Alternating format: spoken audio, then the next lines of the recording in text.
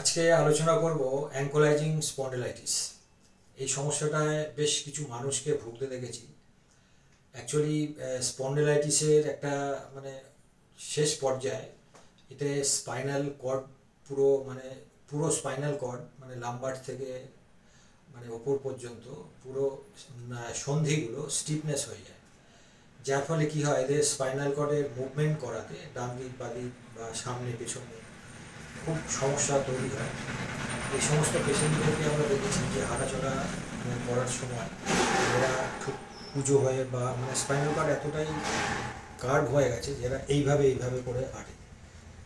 কিংবা যদি মাথা ঘোরাতে বলা হয় যে ডান দিক বা বাদিক, এরা মাথা ঘোরাতে পারে না, বডি শুধু ঘুরে যায়। যেরকম মাথা ঘোরাতে বললাম এরকম বডি শুধু ঘুরে গেল, শুধু ঘাড়ও ঘোরে না, এরকম স্টিফনেস হয়ে যায়। অ্যাকচুয়ালি এই সমস্ত পেশেন্টদের আমি বলবো স্পন্ডিলাইটিসে যখন ছিল সেভাবে কেয়ার নেওয়া হয়নি, এবং সেভাবে মোবিলাইজ বা কোনো এক্সারসাইজ যদি করা না হয় অবহেলা করা হয়, তাহলে কিন্তু এই সমস্যাটা এই জায়গাতে আসে। এগুলো আগে থেকেই কেয়ার নেওয়া উচিত, তা নাহলে এই জায়গাটা তৈরি হতো না। অ্যাকচুয়ালি আমিও দেখেছি যে এরকম এমনই একটা পর্যায়ে ধীরে ধীরে চলে যায় যেখানে আর চিকিৎসা করা যায় না, কিছু করার থাকে না। তখন সেই চিকিৎসা করলেও অনেক সময় লেগে যায়, পেশেন্টের অত ধৈর্যও থাকে না। কিন্তু এগুলো অ্যাকচুয়ালি ব্যায়ামের মাধ্যমেই কিন্তু ভালো করা যায়। তো যাদের অ্যাঙ্কোলাইজিং স্পন্ডিলাইটিস আছে হয়ে গেছে যাদের, তাদের তো একটু সময় লাগবে, বেশ একটু বেশ মাস 2 দিন একটু সময় লাগবে। তাহলে এগুলো 2-5 দিনে কিন্তু করা সম্ভব নয়। এগুলোর জন্য কোনো মেডিসিন বা এসব করে লাভ নেই, এগুলো একদম এক্সারসাইজের ওপরেই থাকতে হবে। তো তার জন্যই বেশ কিছু গুরুত্বপূর্ণ এক্সারসাইজ আপনাদেরকে দেখাবো, মানে যাদের এই সমস্যাটা আছে যদি করতে পারেন তো খুব ভালো রেজাল্ট আপনারা ঘরে বসেই পাবেন। অ্যাকচুয়ালি বললাম না যে এর এক্সারসাইজই হচ্ছে মেন ভরসা, এক্সারসাইজ করুন ভালো কাজ হবে। তো প্রথমে রিকোয়েস্ট করব, যাদের এই সমস্যাটা আছে স্পাইনাল কর্ডে ওপর থেকে শুরু করে এই নিচ পর্যন্ত পুরো স্পাইনাল কর্ডের ওপরে একটা লম্বা তোয়ালে গরম জলে ভিজিয়ে একদম উপর থেকে নিচ পর্যন্ত স্পাইনাল কর্ড সোজা করে রেখে দিন 15 থেকে 20 মিনিট। গরম তোয়ালে জলটা দিয়ে ভিজিয়ে রাখলেন, তার উপরে একটা শুকনো তোয়ালে চাপা দিয়ে রেখে দেবেন। তো 15-20 মিনিট রাখার পর যে ব্যায়ামগুলো করতে হবে আমি এক এক করে আপনাদেরকে ব্যায়ামগুলো দেখাই। প্রথম ব্যায়ামটা দেখাবো সেটা হচ্ছে ভুজঙ্গাসন। তো দেখুন এই ভুজঙ্গাসনটা কিভাবে করবেন।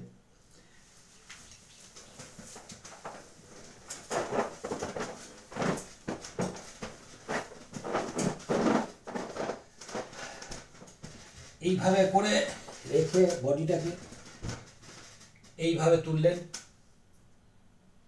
যদি অসুবিধা হয় প্রথমে এতটা বেশি হয়তো তোলা যাবে না, তুলবেন। আর যদি সম্ভব হয় হাতটা দূরে দিয়ে বডিটাকে আরও ওপরে তোলার চেষ্টা করুন।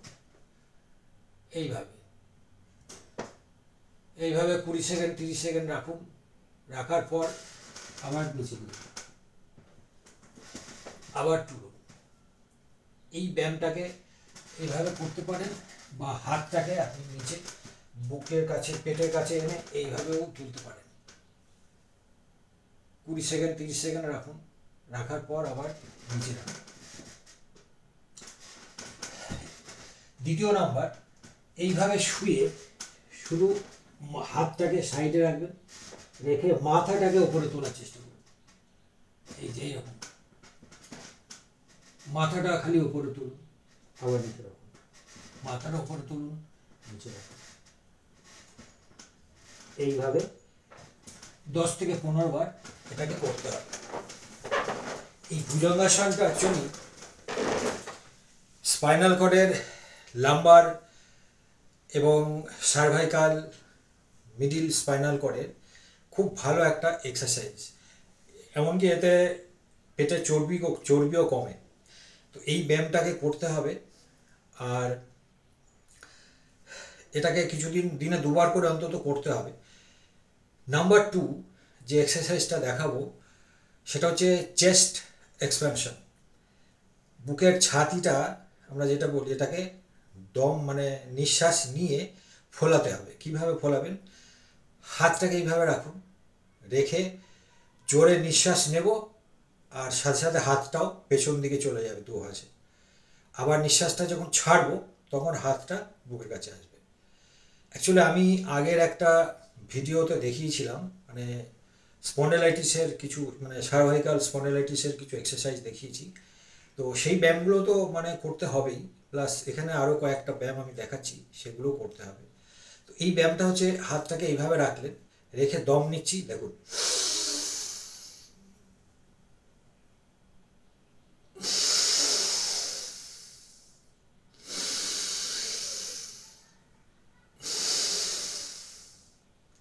এটা 10 থেকে 15 বার করতে হবে। এইটা করলে এই যে রিপ কেস যেটা আছে সেটা এক্সপান্ড হবে, চওড়া হবে, নিঃশ্বাস হবে। এতে স্পাইনাল কর্ডের যে মিডিল পার্টটা আছে সেটা কিন্তু ভালো এক্সারসাইজ হবে। আর একটা হচ্ছে নাম্বার 3, যেটা সেটা হচ্ছে হাতের আঙুলগুলোকে এরকম জড়িয়ে নিন, নিয়ে এরকম উল্টো করুন, বুক থেকে সামনের দিকে এইভাবে টেনে রাখুন, 10 সেকেন্ড ছেড়ে দিন, আবার এইভাবে এইভাবে এটাকে করতে হবে। 15 থেকে 20 বার করতে হবে। সেমভাবে এটাকে মাথার ওপরে রাখুন, রেখে ওপরে তুলুন, নিচে নামান, ওপরে তুলুন, নিচে নামান। এই এক্সারসাইজটা করলে যাদের মানে স্পন্ডেলাইটিস প্রবলেম আছে বা অ্যাঙ্কোলজিং স্পন্ডেলাইটিস আছে, তাদের দেখবেন এই জায়গাগুলো একটা স্টিফনেস থাকে এই দুটো মাসেলে। তারপরে স্ক্যাপুলার পেছনে যে মাসেলটা আছে দুই দিকে, এইখানে একটা স্টিফনেস কাজ করে। তো এই মাসলগুলো কিন্তু ভালো রিল্যাক্স হয় এই এক্সারসাইজটা।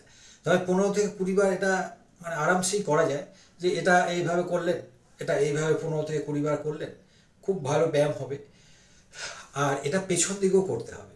পেছন দিকটা আমি দেখাচ্ছি কীভাবে। দেখুন এই যে জোড়া নিলাম, এই যে জোড়া করে হাতটাকে তুললাম,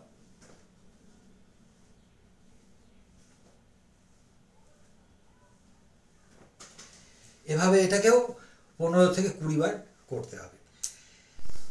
এই এক্সারসাইজটা হচ্ছে, আরও যে এক্সারসাইজটা দেখাচ্ছি, ঘাটটাকে এরকম রেখে উপরের দিকে এরকম করলাম, বাঁ দিকে আবার ডান দিকে, মানে একটু ঝটকা উপরের দিকে তুললাম। এই যে এটা অনেক সময় আপনি হাত দিয়েও নিজে নিজে হালকাভাবে, না হলে আপনি নিজে নিজে এইভাবেই করুন। মানে এটা ডান দিক বাঁ দিকে হবে, সামনে ওপরে না, এরকম।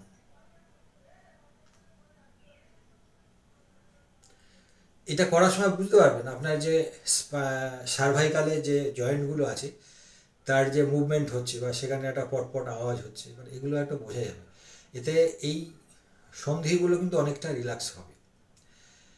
এর পরের এক্সারসাইজ যেটা, সেটা হচ্ছে আপনার কাঁধের এবং কাঁধের পেছন দিকে যে মাসলগুলো আছে যেগুলো স্টিফনেস হয়ে গেছে, এবং সার্ভাইকালের যে সন্ধিগুলো আছে সেগুলোকে রিল্যাক্স করার জন্য হাতটাকে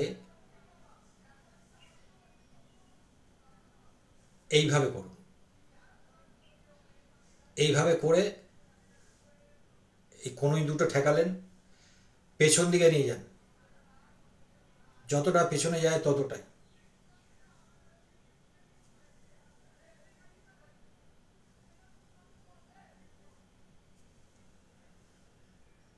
এইভাবে 15 থেকে 20 বার এটাকে করতে হবে। অ্যাকচুয়ালি অ্যাঙ্কোলাইজিং স্পন্ডালাইটিসের ব্যায়াম অনেক আছে, তো এটা একদিনেই এত ব্যায়াম দেখানো সম্ভব নয়। ভিডিওটাও লম্বা হবে এবং আপনারা সব ব্যায়াম একসাথে করতে পারবেন না। তো এটা পার্ট 1, এই যে ব্যায়ামগুলো দেখানো হলো এটা কিছুদিন চালিয়ে যান। তারপরে পার্ট 2-এ আরও বেশ কিছু এক্সারসাইজ আছে, সেই ব্যায়ামগুলো আপনাদেরকে করতে হবে। তো যাদের এই সমস্যা আছে, তো আশা করব ভালো রেজাল্ট আপনারা পাবেন। যেহেতু বললাম ব্যায়ামই ভরসা, এই এক্সারসাইজগুলো আপনাদেরকে করতে হবে, নিয়মিত সেটাই করুন। আর অন্য কিছু করার দরকার হবে না, কারণ এটা পুরো ব্যায়ামেই। এই যে স্টিফনেস যেগুলো হয়ে গেছে এগুলো ব্যায়াম করে আপনাকে রিল্যাক্স করাতে হবে। তো নমস্কার।